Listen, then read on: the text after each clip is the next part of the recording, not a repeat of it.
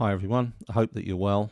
I'm going to try in the next few minutes to provide you as much useful information as I can on how to build a meditation practice.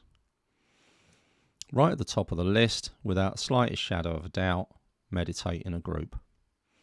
If it's not in person, make it online. Being in a group of other people meditating enhances the experience of meditation. I often get people coming to me and saying, can you teach me to meditate one-to-one? And I always say no. And the reason for that is that the group meditation is an essential element in building a practice. Because it enhances your experience, what I mean by that is, let's say you're doing a meditation that helps to clear and calm the mind. Your mind will become clearer and calmer just because you're meditating in a group. It's just a fact. Let's say you're doing a meditation to enhance your positive emotions will enhance more in a group. So what it does, and then when you go back and you're meditating on your own, you don't get the same effect, but you now understand the potential that's available to you. And then of course what happens is people keep coming to the group, and at some point your individual practice could overtake your group practice.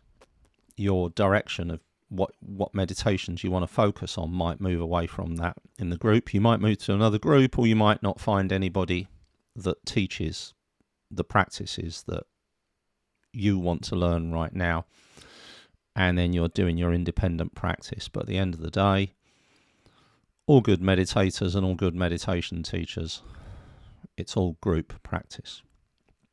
So that's number one. Number two, so if I was to go back to the old early meditating self, what advice would I give him? Well, actually, this is a difficult one, right? I would say, Robert, keep the faith. My personal practice was kind of initiated in a useful way by very difficult experiences. I was struggling, and meditation gave me a way of helping me to understand my mind. But what I wanted at that time, I wanted my mind to be calm. I wanted to be able to intervene in my anxiety and my stress and my worry. Mind was just going mad constantly. So I had heard so much from so many people, online and in person, about how meditation enabled all of this, that I stuck with it and focused on it, and lo and behold, yes, it will bring you calmness in time. So don't be disillusioned. The internet's full of people who really, really don't know what they're talking about. So one of the problems is you'll quite possibly find yourself becoming disillusioned because of some unreasonable promises that somebody has made to you. Being realistic, to build a useful meditation practice takes years. To build a practice takes months. To get from the point where you're not meditating to the point where you are meditating, it takes months. To build a practice where you're able to look back and say, wow, I've come a long way, my mind is calmer, I can relax, I can focus, it's not a spinning mess of stress and anxiety and worry. That takes years. And divide and conquer. Start with the very, very simple practices, the ones that work to calm the mind. This is why So many meditation teachers teach focusing on the breath, following the breath as the key meditations. More words of advice. Don't be distracted by the imagination. I mean, if you go onto YouTube, all of the meditations with like 11 million views are basically like adult bedtime stories. They're visualization activities. They're not actually meditation. You're imagining you're strolling along the beach and the wind's in your hair and you can feel the sun, and that's all very nice, but at the end of the day, you're not becoming familiar with the mind, and that's the purpose of meditation, becoming familiar with the mind. So as to which path to take for meditation, in terms of which practices to prefer those practices which teach you about your mind, where you can sit for a while and give yourself enough time with a new practice, and the quality of your experience and relationship with your mind changes. We've all got goals. So let's say you want the mind to be calm. You're then trying to measure the calmness of the mind. Not helpful. It really isn't. Some people's minds will never shut up, but they keep coming to meditation. And the reason for they do that is because they're becoming more familiar and more comfortable with that chatter, with that relentless drumbeat of the mind.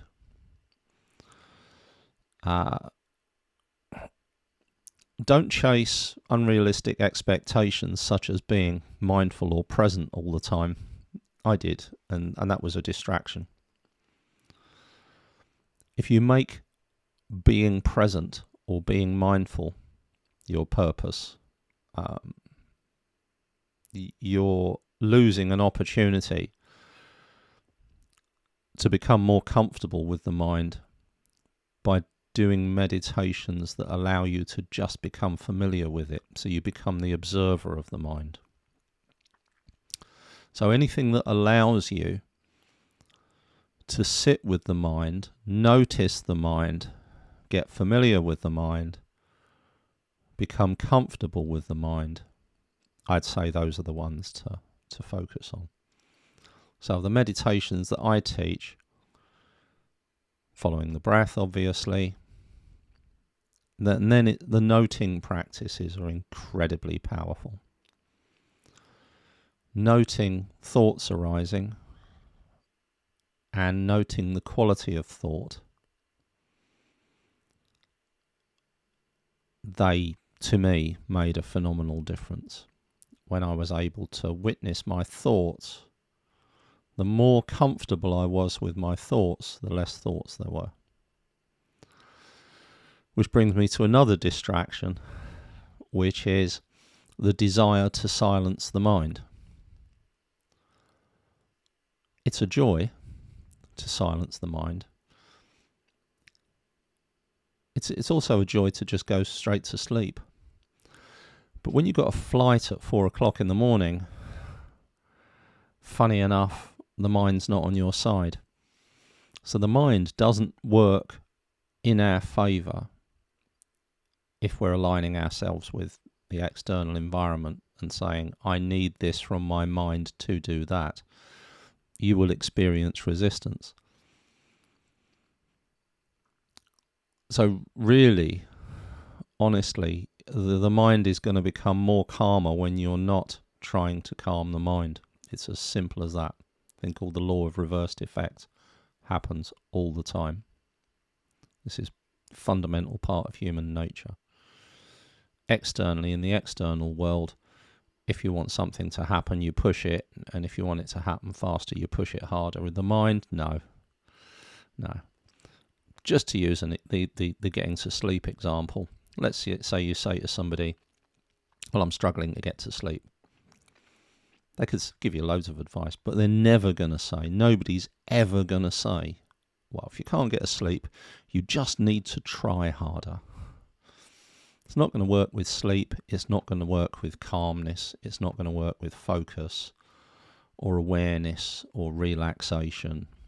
Nothing like that. So it's the process of becoming the witness, the observer of the mind and of emotions and of the state of mind and of the state of the body.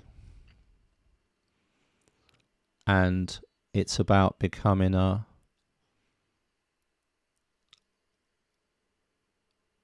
observer that observes all of this with familiarity and comfort.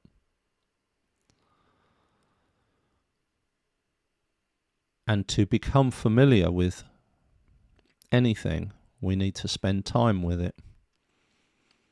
And then we're back full circle. How do we spend time with the mind? How do we regularly meditate?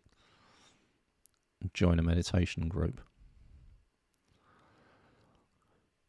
So that pretty much simplifies it. Another couple of things though. One is it's very, very common for me to hear people who've been meditating for a while that believe they have achieved the ultimate goal of meditation because they can sit down and silence their minds. The mind can be so darned unhelpful that becomes their goal, and then when they achieve it, they believe that they've arrived there, and that their meditation of sitting silently and entering emptiness where there's no thoughts or emotions or sensations or anything like that is the end goal, and that's it. Well, it's not. That's the first step on the path. Yeah, you'll get there. Everybody will get there if they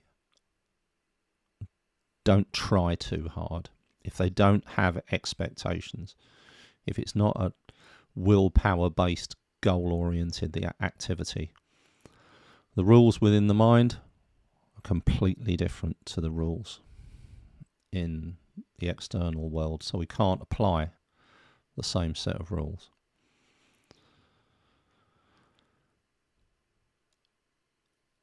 So the two main distractions, one, silencing the mind and emptiness. Also, I'll include in that trying to be present, trying to be here now. No. In noticing that we're not when we become aware of it. That's mindfulness. One of my favourite quotations about mindfulness, definition of it, is mindfulness is the process of awareness of unawareness. And we only become aware of our unawareness when it finishes. So that's when we practice.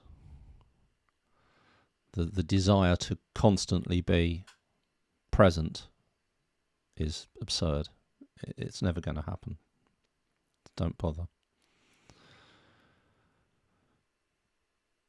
And then the other thing is chasing imaginary creations within the mind, the inner child, some visualization of an alternative reality. It doesn't matter what it is. They're all dead ends, essentially. It can help for a while, but then you just need to return to that state of witnessing your experience, and that the mind is a key part of that, or if not the focus of your awareness. Because essentially, most of the things that you do, the body does, and you become aware of it. You don't know what you're going to think next. Nobody knows what the next thought's going to be. It's a message from our mind, which is a subconscious. So we don't know what choices we're going to make. We don't know how we're going to respond in a certain situation. We're the witness of this. We're noticing it. And becoming comfortable and familiar with that process is what it's all about. Focus and awareness. We're training focus and awareness to become familiar and comfortable with the mind. So, yeah, there you go. It's the kind of potted version of a lot of things that I talk about in various classes and so on, as a set of useful guidance that you can take or leave. Obviously, yeah, there's no such thing as right or wrong. This is only within my experience, which is me and my students. Got quite a lot of students, but obviously not the entire world. And I'm not knocking what anybody else does or how they do it, but I have to give the advice that I feel is right based on what I've learned. So hope you found that useful. And it's different to the normal training sessions that I run. But what I'll do, so I'll pop this in social media and I might even make a podcast of it. Generally the description's underneath. So down there somewhere, you can visit me, my site, or contact me somehow. Feel free to ask any questions that arise. Okay, all the very best.